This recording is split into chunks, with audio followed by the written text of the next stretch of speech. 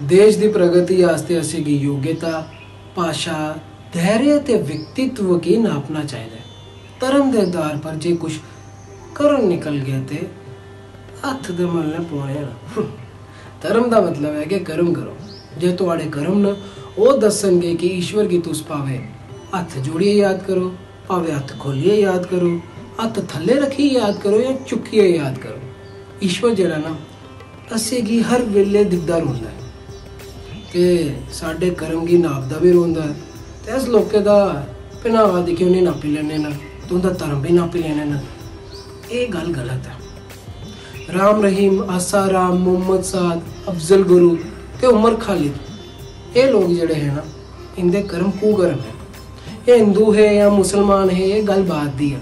ये जड़े आधार कार्ड वाले हैं ना, ये उनका काम है, वो दिखणगे।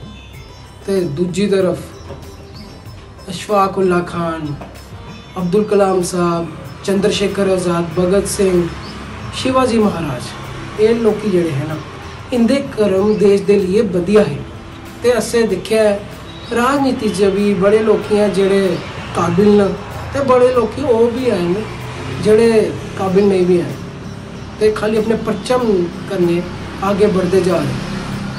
तो असें ही अपने कर्म के उपर ध्यान देना चाहिए, इस देश की प्रगति वास्ते काम करना चाहिए। तो इस डोगरी फेसबुक पर अस ये बोलना चाहते कि तुस मते जिहा मता ध्यान दो अपने कर्मां दे उपर ते इस देश की प्रगति उपर। तो मते जे मते लोगों की डोगरी फेसबुक ज्वाइन कराओ, लाइक कराओ तो सबसक्राइब कराओ, तो अपने डुग्गर कल्चर को जिंदा रखो। जय हिंद।